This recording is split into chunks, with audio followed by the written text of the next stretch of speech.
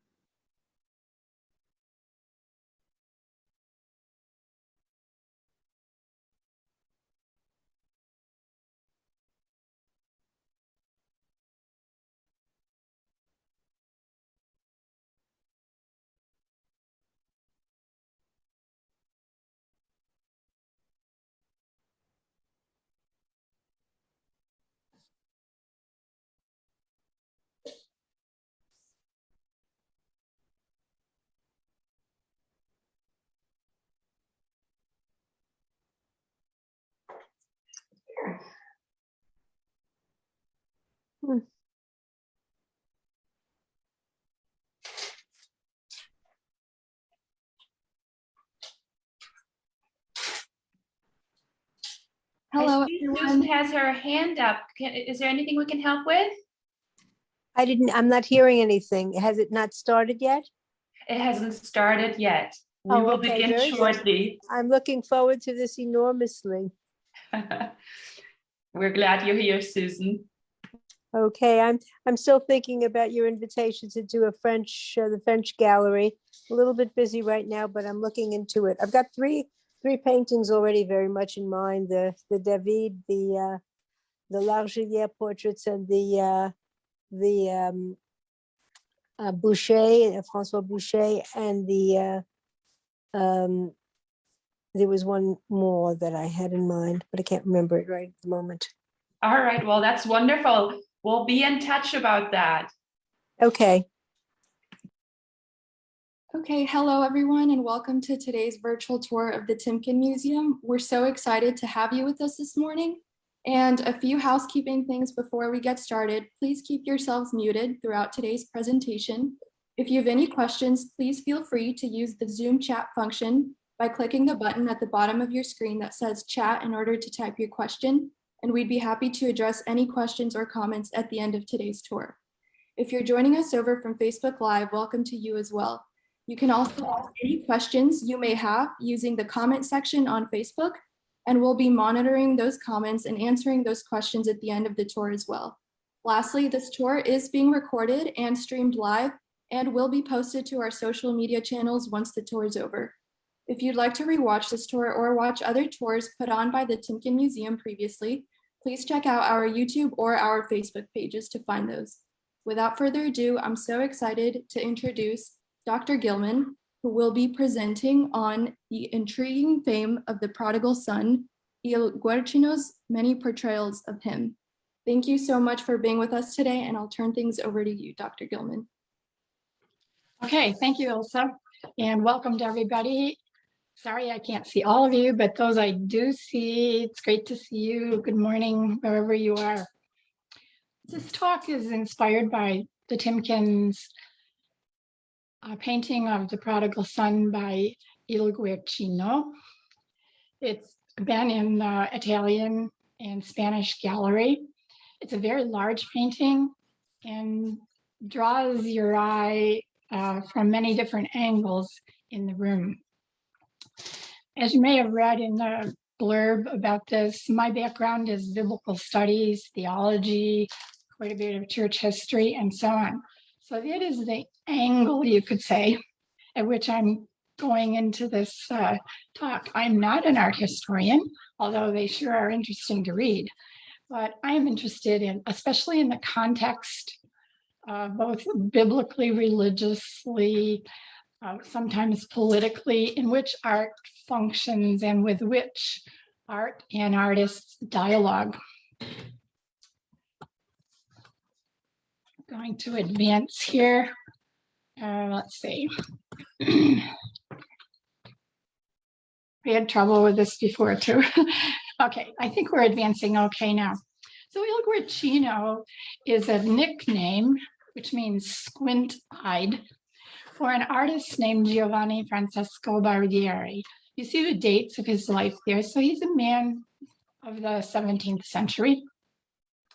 This is his own self-portrait, which he did as a younger man in 1624 to 1626, someplace in there.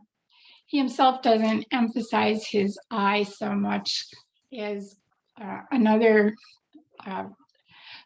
etching that we will look at where you can see the squint-eyed emphasized.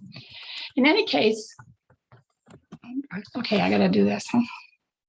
What do I have to do this? Having a little technical problem here. Okay, here he is in an etching by Ottavio Leoni, which indeed shows his weak eye. This was done when Guercino was still a young man. He's an Italian, of course. He's from Cento in the region of Emilia. And he was active in nearby Bologna first, then Rome, then back to Bologna.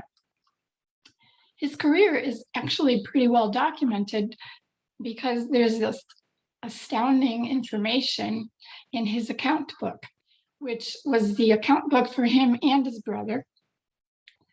As you see there, the title Libro dei Conti di Casa Barbieri. So this is the book of their accounts for the works that they did. And Il Guercino himself did an amazing number of works. So he writes down what he was commissioned to do. And I haven't seen this book yet. Next time, if I get to Bologna, I'm going to go find this book. It's in the community library, the Archiginnasio in Bologna. What's in here, it lists the patrons who commissioned his work, and it lists the amounts they paid. And we find out that he was especially commissioned by church figures and by a pope, Gregory XV. This is not unusual because, of course, the most patrons were, in fact, connected with the church, and this was a normal way to make a living. Gregory XV, who was the Pope from 1621 to 23, commissioned numerous works from him. So overall, he has a very large oeuvre that one could study. I really wanted to show you this one first, just because I like it so much, and it's very poignant. This is a painting he did as a young man, and it reflects his depth of thought, I think, from a very young age. It's entitled Et in Arcadia Ego. So the Latin title means, and I am there in Arcadia, with the sense of even in Arcadia, I'm there. As you can see, this one's in the Palazzo Barberini. And what this painting shows is two kind of wayfarers, two kind of hikers out in the beautiful countryside who come across a skull. So this painting is in the category of what we call a memento mori, which means it's a reminder of death. And Et in Arcadia Ego was a saying taken from Virgil. Even in Arcadia, I am there. So according to Virgil, Arcadia is a beautiful mountainous place, landlocked in Greece. Just sort of a Eden-like wonderful place. But people discover that even there is death. Death is ever threatening. Death is ever to be encountered, even in Arcadia. So it's a place of naive innocence, you could say, that can shatter your naivete. Anyway, that's the type of thing, one of the types of things he did, and one that I especially like. So As I said, this talk is based upon my encounter with this painting in the Timken. And hopefully as soon as the Timken reopens sometime in early 2022, we can stand in front of it again. Notice how bright it is, how beautiful. This is one of 7 paintings of the Prodigal Son, which Il Guercino did. Now, the Prodigal Son is a parable.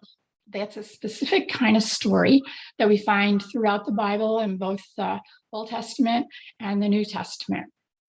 And Jesus told a lot of parables. This one is in the New Testament.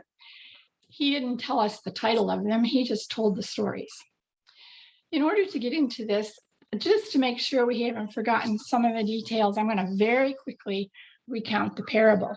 So the parable is about a man who had 2 sons, and the younger son asked his father for his inheritance even before the father died. Unusual already, right? So he took his money and he left, and he spent it very foolishly on things that did not last, on a dissolute life, and ended up hungry and needed to find a way to eat. So he became a custodian of pigs for someone, and was so hungry that he would even eat some of the pigs' food, the slop, as we would call it. He came to his senses at a certain point and said, "This is ridiculous. I might as well go back to my father and become one of his pig servants, because at least my father's servants eat better than I do." So he returned to his father. His father saw him coming at a distance, and his father ran to meet him. He must have been shocked. The son must have been shocked. And the father accepted him back, not as a custodian of pigs, but as his son, put him back in his good graces and so on. The younger son must have been very shocked at the father's forgiveness, his gracious forgiveness, and his reinstitution as his son.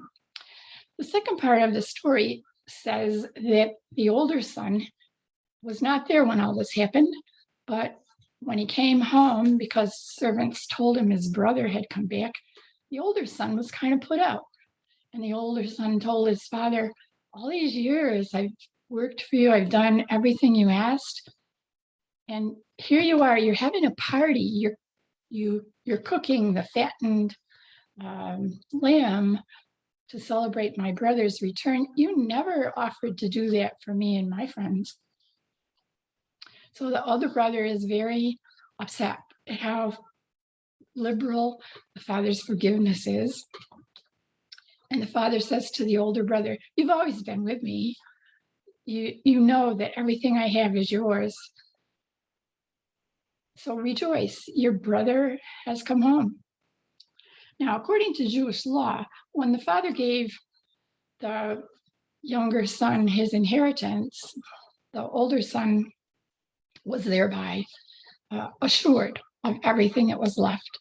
So even though his father was alive, the older son already knew that everything the father still had, was his. Well, okay, parables have an interesting function. The way that we find this parable only in the Gospel of Luke, and it's embedded in a section with 3 parables. So 2 are short. The first one is about looking for the lost sheep. The second one is about looking for the lost coin. And then comes this very long parable about the prodigal son. By the way, we call it the prodigal son, but some people say, "Why do you do that? Maybe you should call it the parable of the forgiving father." Well, Jesus never told us what to name the parables. And yes, probably we could call it the parable of the forgiving father, except that it's embedded in a context where it's about things being lost and found. And so that's probably why the prodigal son, the lost son, is what the title has generally been. Jesus told parables, these parables, to show what it is like to be lost and how there's rejoicing when the one who is lost is found, and how the Father God wants to save those who are lost. But people knew what was coming in parables. People knew that a parable has a punch to it. Parables often have twists, and listeners who are used to parables, as people in the time of Jesus would have been listening to his, they know that they need to listen for the twist. We don't know that so much. We have to be educated to it because we aren't quite as used to, first of all, listening well, and secondly, listening to different genres and knowing what's coming, what the structure is. But people of the time of Jesus, they knew you had to really pay attention because there's going to be a twist here. Well, of course, the twist is the extraordinary forgiveness of the Father toward the Son, but also that the older brother is mad, that the older brother is very put out by the Father's forgiveness of his brother. So many times when this parable is told, a lot of the discussion focuses on the older brother, because it's easy to identify with him if you think you have been a good person and you think about God forgiving people that are not good. Well, going forward now, I just mentioned a few things about a parable. Is it true? No, Jesus makes up parables.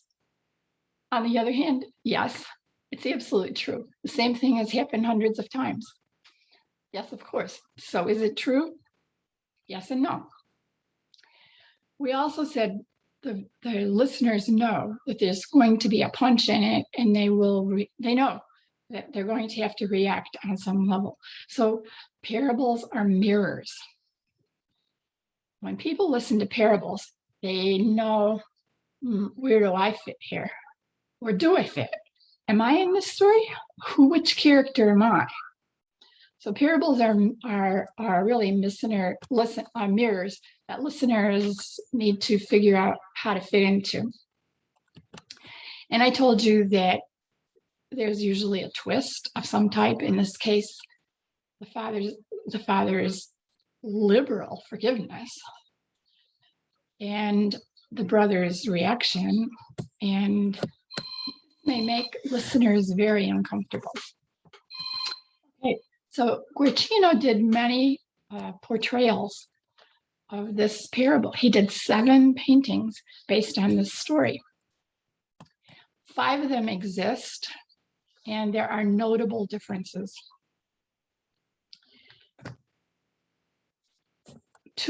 There are a couple of, I might say, candidate paintings here and there that people think might be one of these, but I'm not going to get into that. That's for art historians to figure out. But there are 5, and I would like to see what you think about them, looking at them in a comparative sense.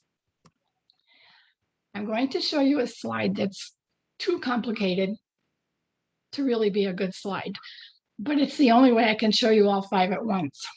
So I don't want you to look at it in terms of small details. I want you to take what I would call a surface look or a macro look.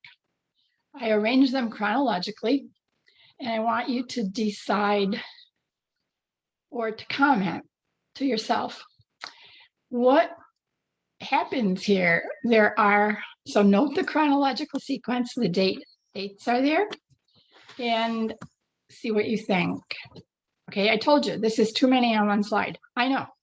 We're going to go back through these individually, but I want you to compare the 3 earlier ones on top with the 2 later ones. The Timken's is the later one on the right. So look at those and see what you think.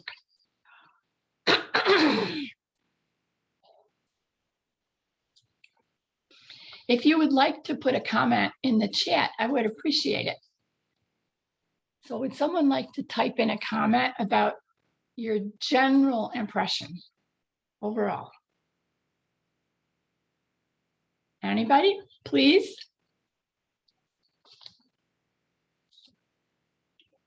I'm giving you a minute to see.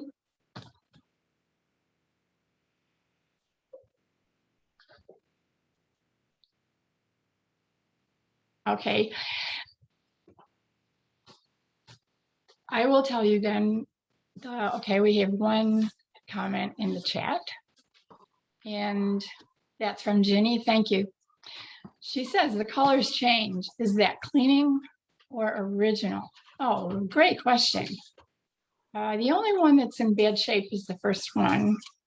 And I don't think even if it were cleaned that it would be anywhere near as bright as the second two. Okay, Lance comments. He says, well, the last two are similar. Yes, for sure. Very similar. And we have another comment from is it Christina maybe? Or Ilsa? Anyway, she says different formats. Definitely different. Very, very different. Well, this macro view, looks like we have one more comment also. Yes, someone is saying also the lighting from the Timken comment. One of the Timken staff is saying the lighting. Yeah, the top three are both dark and light, and the bottom two are far more brighter. Okay, we have another comment that someone says, Frank, thank you. He says the last four images pivot around the father. Then first father and son are combined. Okay, let's proceed here. Thank you for your comments. Generally, you see the top three are darker, but they exhibit the artist's incredible ability to use the technique of chiaroscuro, which means contrasting light and darkness in order to enrich the painting tremendously. So this is very much probably due to the impact of the artist Caravaggio on Il Guercino in his early years. Il Guercino is a master of chiaroscuro, and you see, especially in the center picture here, the 1619, you see the amazing contrast between light and dark. The last two pictures from his later period are very classical.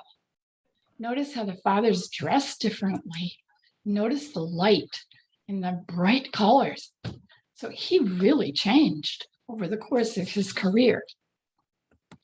Well, moving forward, this dramatic shift in style has been observed, of course, by art historians for a long time. The curator of the Timken, Dr. Derek Cartwright, recently commented, Guercino, went to work for Pope Gregory XV in Rome when he was still in his 20s. In Rome, Guercino had access to advanced art of the past, and from there he traveled widely. During this time, his style shifted from its early taste for severe chiaroscuro to a softer, more voluptuous style. So that's what we have just observed. Dr. Cartwright also added, according to the London-based gallerist Patrick Mathieson, who sold the Timkenitz painting in 1983, ours is the last of 7 different versions of The Return of the Prodigal Son. So we are looking then, with ours, we are looking at Guercino's final Prodigal Son. So his U-turn in style has also been observed that, as we said, the colors are lighter and the composition is more serene. The world authority on Il Guercino is probably Sir Dennis Mahon, a British art historian particularly of Guercino. He says that his change of style was especially due, he thinks, to the popularity of works by Domenichino. Okay. Tastes around him in Rome may have also changed his stylistic about face. In any case, giving one last look at all 5 paintings at once, we see that we are dealing with definite changes here. But I would like to survey the moments of a parable. By this I mean, every one of these paintings is not the same. In fact, everyone is different in terms of what he paints. I meant to tell you above when I told you that his notebook exists, I meant to tell you that his notebook also indicates how much it cost for each of these paintings. And the person who commissioned the painting had to pay by the person. So if you wanted a whole person in the picture, it was like 100 ducats. If you wanted a waist up person, it was like 50 or 60. So we don't know to what extent the patron's money determined how many figures Il Guercino was going to paint into the picture. We also don't know how much he charged to put in an animal, as you will see in one picture. So, and we also don't know, of course, if the patron specified the exact moment of a parable. And each time, Il Guercino seems to use a slightly different moment. So keep those things in mind as we start to look at these paintings one by one, not in huge depth, but enough to point out the moment of the parable. I would caution you, please notice in most of the paintings, Guercino's placement of hands. So this is the earliest known one. Sorry. From the Sabauda Gallery in Turin. It was stored during World War II and unfortunately deteriorated a great deal. It has not been restored, at least it has not been restored to its original condition. I don't know if there are any plans to do that. In any case, let's look at what we see here. So we see the son kneeling before the father. The father's arms are outstretched, as if this is the initial gesture of the son returning. Notice down here on the right is the son's, looks like his walking stick. So here we are at the moment, this moment that Il Guercino put here is the initial meeting of the father and the son, with the father's arms outstretched, ready to embrace him, and the son, having dropped his stick, fell to his knees and about to be embraced by the father. Notice that the father, the son has no shoes, and notice that the father's wearing sandals, typically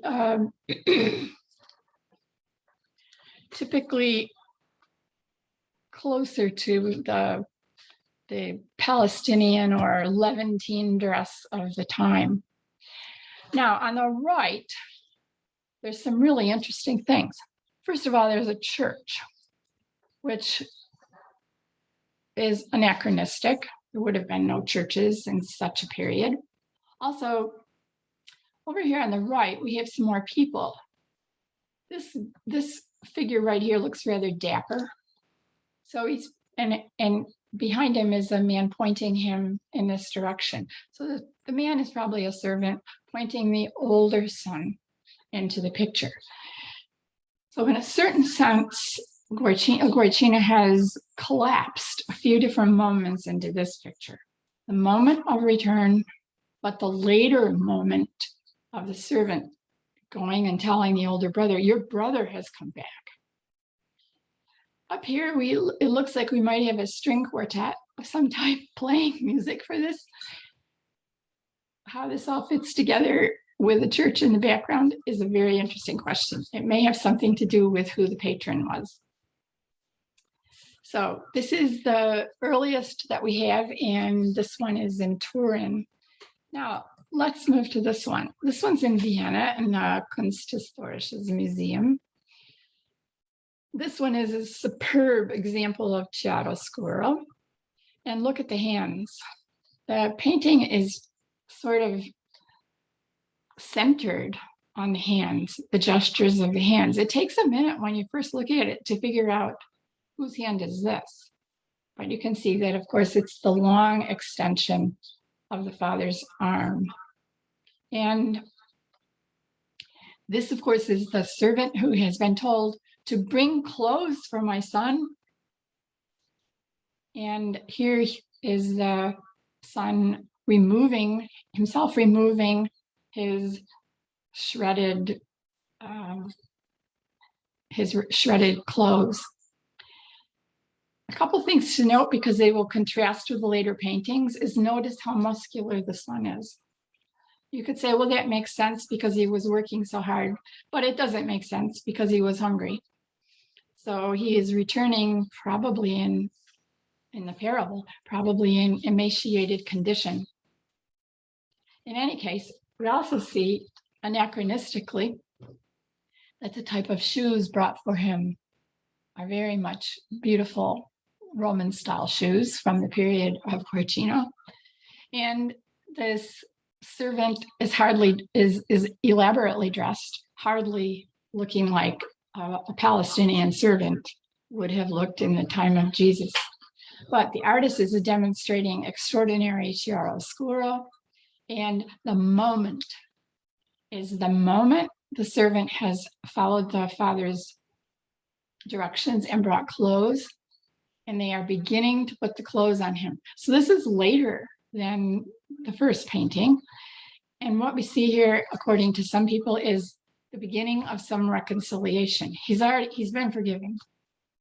The rapport has been reestablished, and now they are starting to rebuild him with real clothes and so on. By the way, I would remind you, you can put questions in the chat. I'm going to stop just a second to look at some of the ones that are already here. So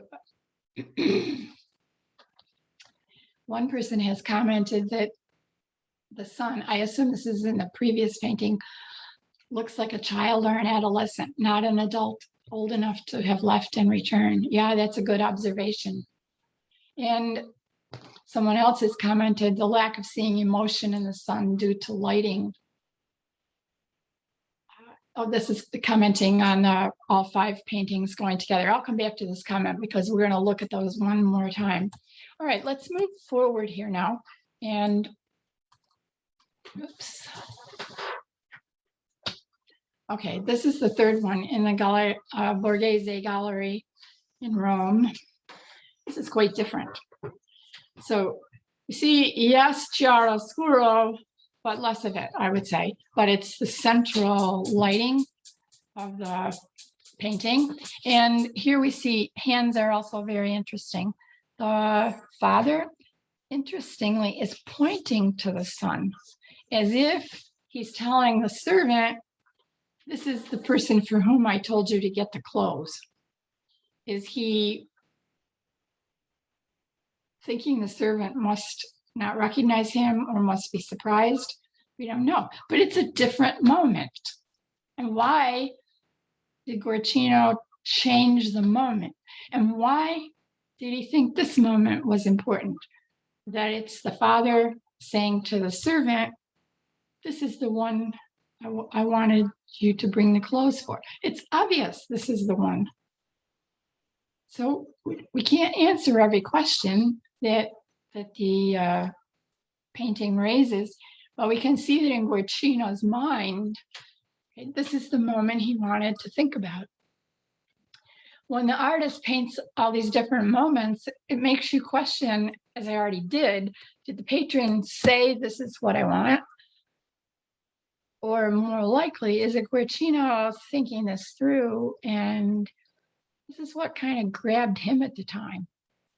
This is what he wanted to illustrate.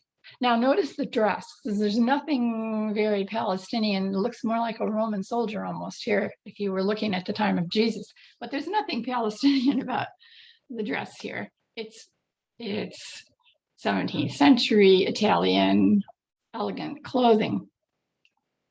Now look at the bottom. There's the dog. And the dog is in a gesture of recognition of the young boy. So the dog is perhaps remembering this boy and recognizes him as having come back. Did the patron order the dog in the painting? Well, whenever I get to look at that notebook, I'm going to try to find out. Or is it Guercino's human touch of the love of a dog and a dog's fidelity? So just like the father forgave the son, the dog doesn't need to forgive. The dog doesn't forget that he knows the boy. Okay, moving forward again, we come to the two later works. So this one is in a Polish diocesan museum in Włocławek in Poland. And of the two latter paintings, we see this is the brighter, of course. And here we see it, even a different moment. The son has just gotten here. He still has his walking stick in his hands. The servant is just observing with, it seems to be sympathy, what is happening. The father now is dressed in far more classical garb as some type of Eastern magnate, turbaned, gorgeous clothes. And he is forgiving the son at this moment. So this is the first of the 5 paintings where we see the very, the big change in Guercino's style with how it shows up with these 5 paintings. This painting's been restored. It was restored in 1991. And notice that it really has no reference to new clothes or anything like that. It is just the moment of return. In this period, I would remind you too, in 1651, and this period, this painting being done in Rome for, well, I'm not sure it's done in Rome. It might be done back in Bologna, but it is well into the period in the church of the Counter-Reformation. So we begin to look at pictures in the Counter-Reformation with an eye to, does it somehow reflect what's going on in the Counter-Reformation? I'm going to have a lot to say about that. I just want to set up that idea right here, right now, because the Father obviously represents God, but in the Counter-Reformation, the Father can also represent the church. So is there a symbolism going on here of the church forgiving the Son? And if so, who's the Son? Just keep that in mind as we go forward now. So here we come to the Timken one that is right here, which we can view ourselves. By the way, in the Timken, one of the most wonderful things is that you can be within about 3 feet of a painting. And that's really important in relating to an artwork because you can really see it. We don't know the original positioning that this painting was intended for, but in the museum, because of being close to it, one can, you could say, more easily enter the scene. One can more easily be part of the viewers of the scene. So this one is even brighter than the previous one. Let's go back.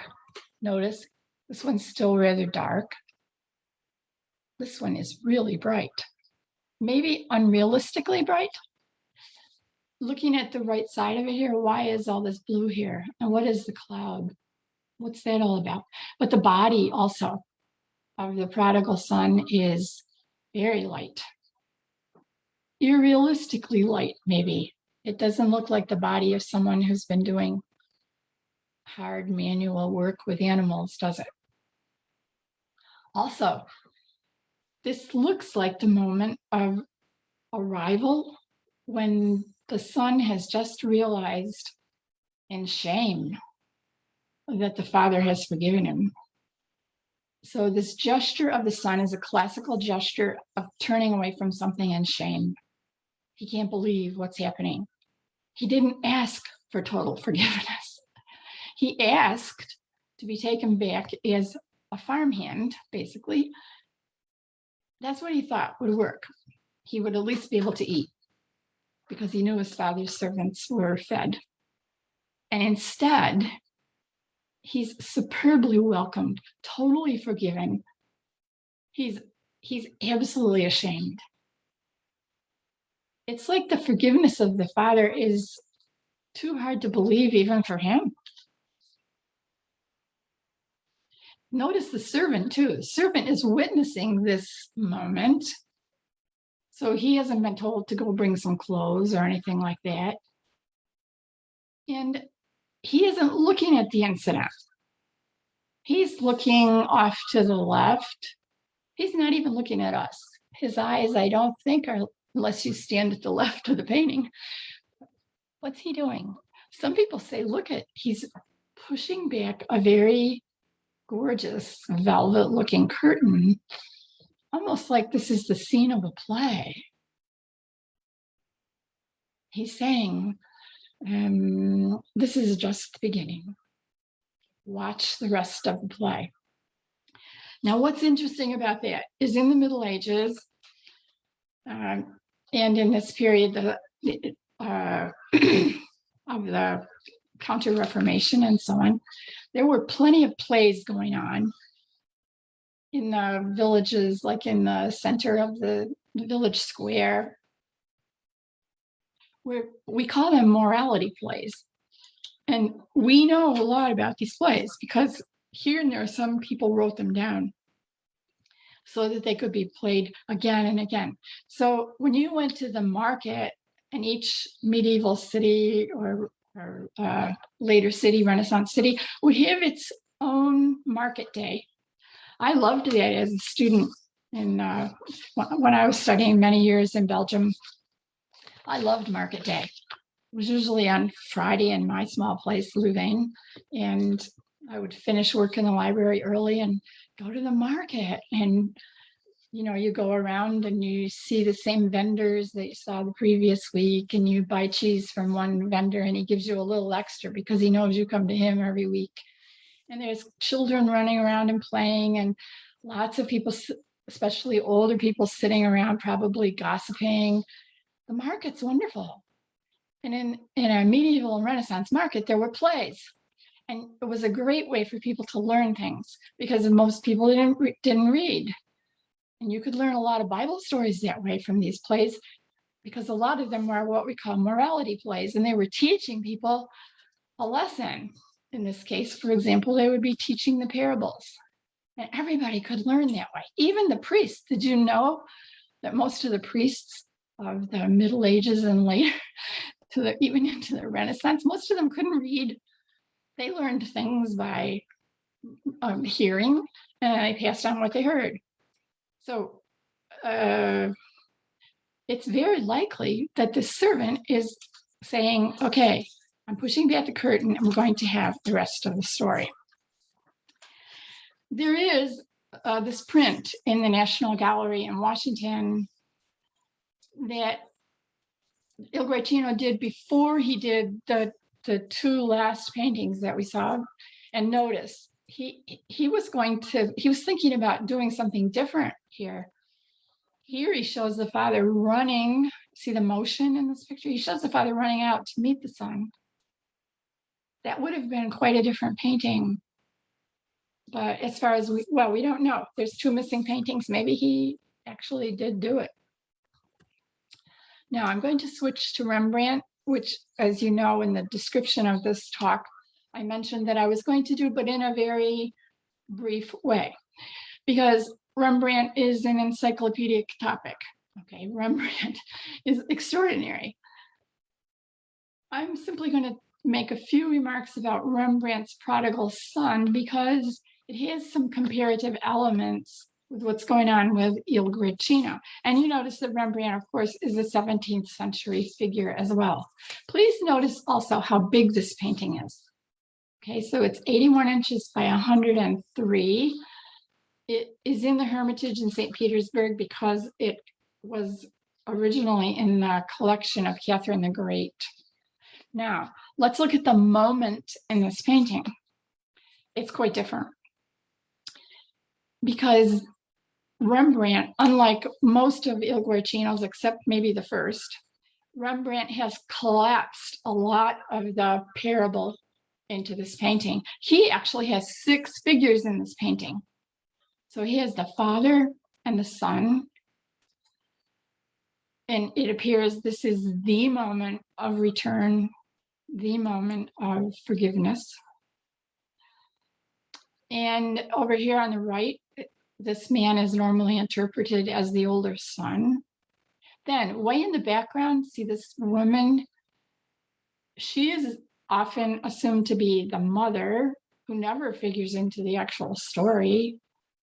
And this woman is often interpreted as a servant.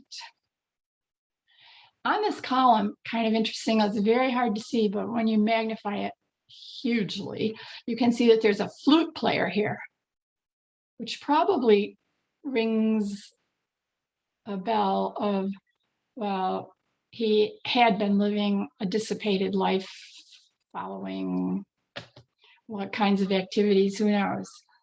That may be a symbol kind of what he has turned against now.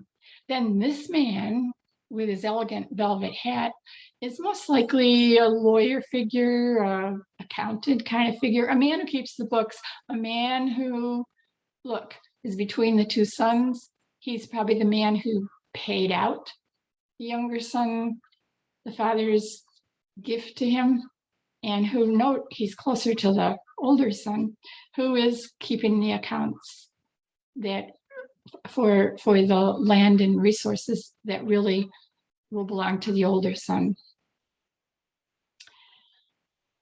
This painting is so well known that one can hardly underscore how important it is in the history of art. It's one of Rembrandt's last, and there's a big question about why he painted it, because it is so filled with poignant emotion. Coming at the end of Rembrandt's life, when he had had many, many awful experiences, when he had done himself some really regrettable things, but when he had also endured the loss of children to death and so on, this painting just oozes, you could say, with Rembrandt's own emotion. He had done a lot of drawings and etchings and paintings on this theme, but this one is the one, if you say, have you seen Rembrandt's Prodigal Son? This is the one that people really know. So this collapses all the scenes of the parable into one. Now, it was not created for a church because the context is the Counter-Reformation in Catholic countries, but it's the Reformation still in Northern European countries, in particular the Netherlands. The Netherlands is basically now the Reformed Church, which Rembrandt did not belong to. Rembrandt did not belong to a specific church, but he had his children baptized in various Reformed churches. So Rembrandt's, I guess you could say, his context is more the Reformation. So he didn't paint this for a church or for a church figure, because art was out of the churches.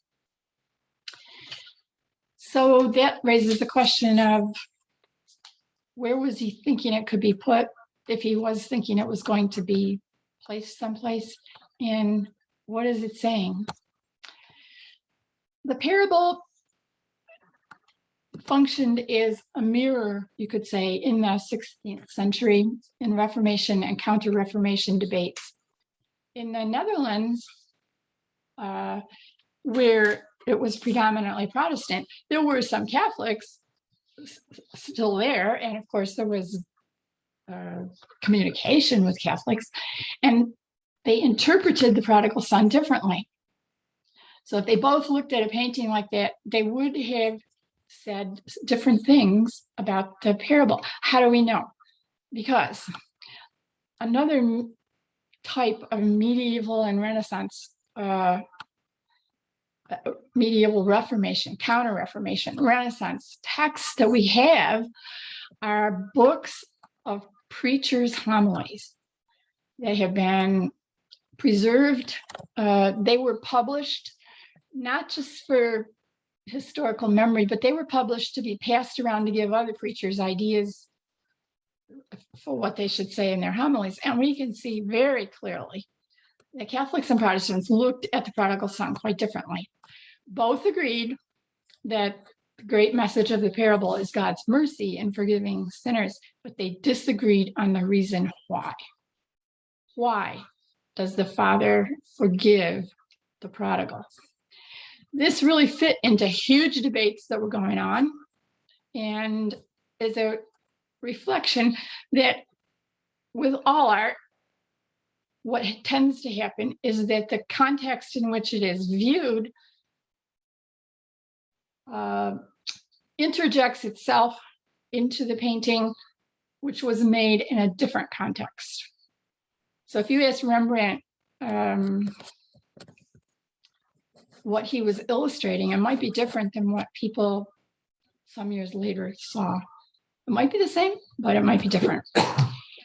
So people tend to interject their religious positions into this painting.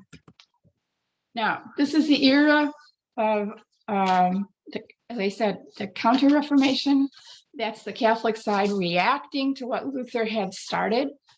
Catholic side realized after the Reformation of the 1500s, the Catholic side realized, of course, as they had always known, the church needed reform, but they weren't very quick to implement it. Just like today, the current Pope is saying outright, I'm a reformer. I'm here to reform the church, but it looks like it's taking quite a while. Anyway, the Lutheran side, the major side of the Reformation, said there's a big question here, and that is, how are people saved? How are people, quote, forgiven and saved so that they, quote, go to heaven?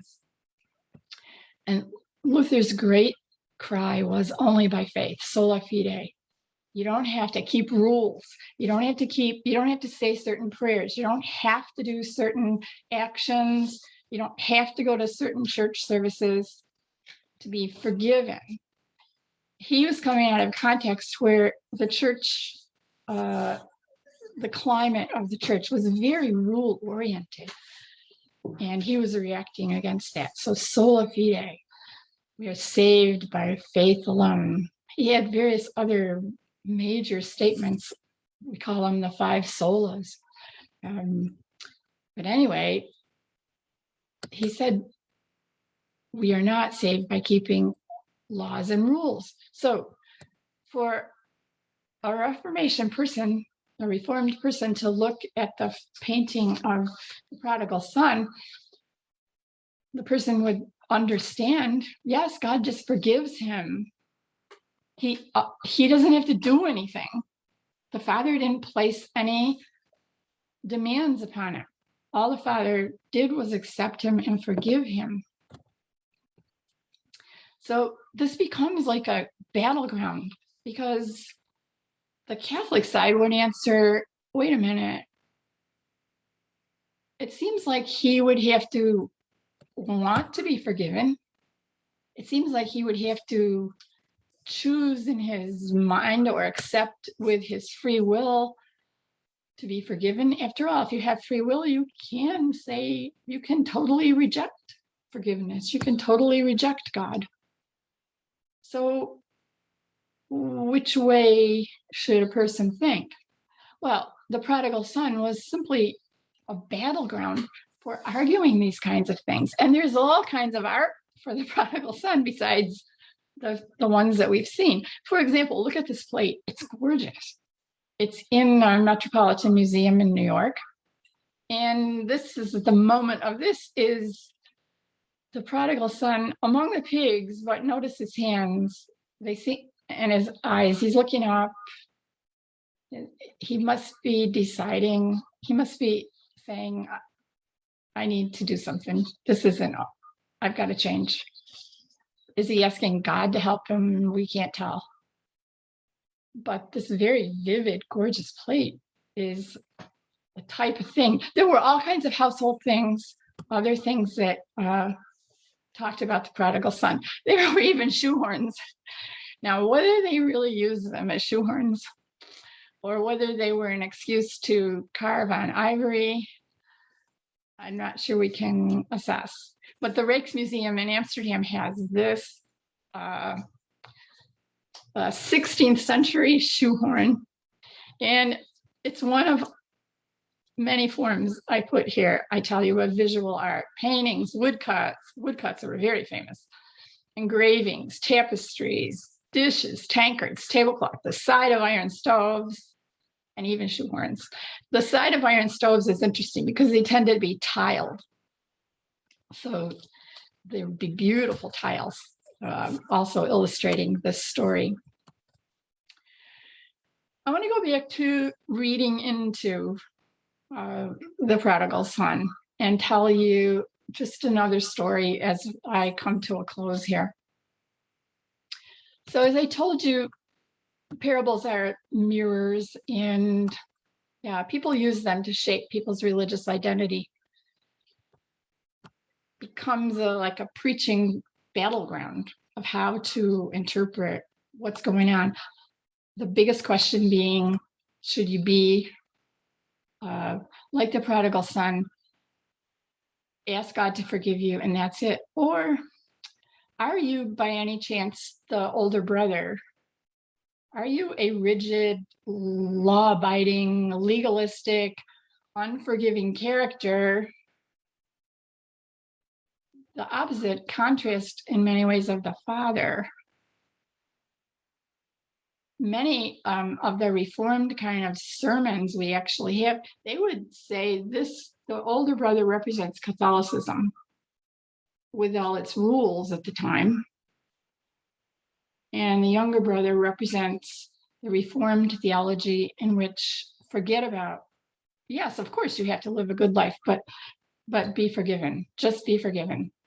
Or do you have to do what in the discussion was called works? Do you have to keep laws, salvation by works, which of course is not the real Catholic theology either, but that's how it seemed to be to the common people. So the older son is often read as this rigid, unforgiving character. I like to close with a contemporary reference here to a man named Henry Nouwen.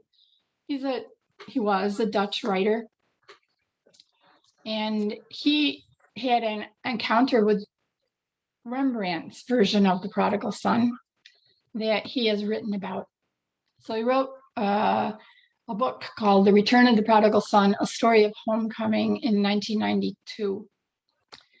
It was his own existential journey with encountering Rembrandt's version of the Prodigal Son.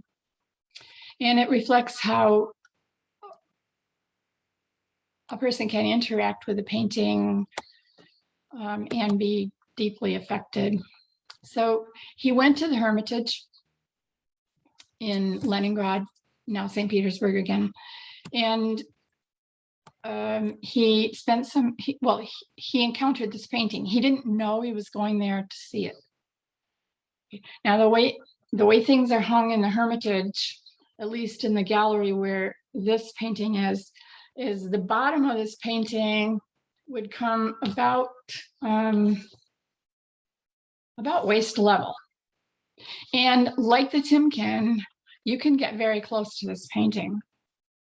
So depending on where you stand, you can stand literally right behind the Prodigal Son, Or if you move to the right and slightly turn, you can almost be like in the line of the older son.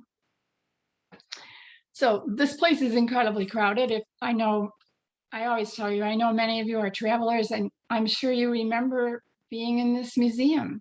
It takes, if you ask me, days to even walk through it. And it's very crowded, and they don't let you stay very long. And there are guards at every door who are not exactly friendly, who keep pushing you along. Well, Henry Nouwen, to go back to his picture, Henry Nouwen, he had some contacts there at the time he did this, which was in the late 80s. And he somehow got permission to go back when the museum had closed to visitors. And with permission, he was able to spend hours in the gallery with the Prodigal Son. And for him, it was life-changing. Because as I said, especially if you're there alone, okay, if you're there alone with this painting, exuding emotion and so on, and where are you going to stand? If you stand on the left, you're like lined up with the Prodigal Son. Are you, quote, next in line for forgiveness? If you move to the right and turn a little bit and look at the Prodigal Son from that angle, it's a big challenge. Are you the rigid older son? Who are you? So it's just like what happens in the parable. Who in the parable are you?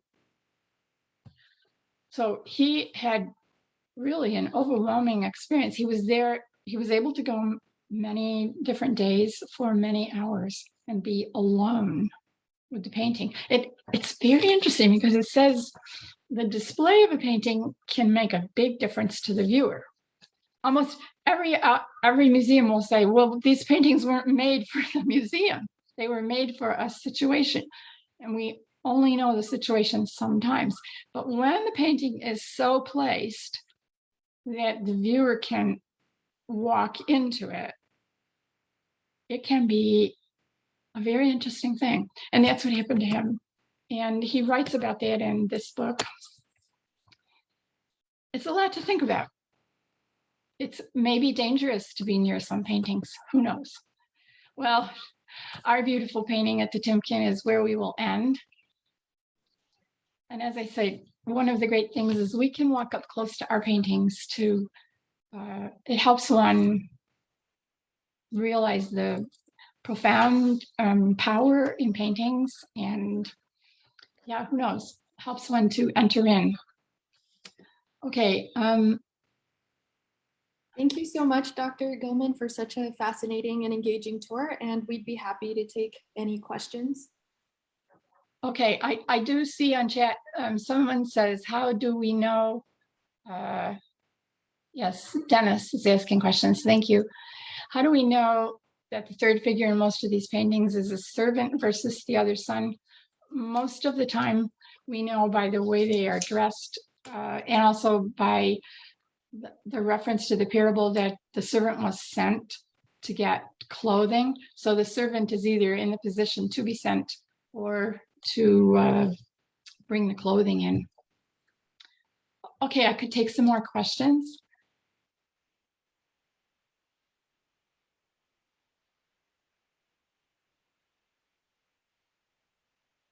Anyone? No? Okay, that's fine. So we can stop there. Thank you for zooming in today. It's been a pleasure. And oh, I see one question. And yes, so thank you to those who zoomed in and those who came in from Facebook. Thank you also. And keep an eye out because there's so much more coming from the Timken actually every week. Yes, Okay, thanks. bye now.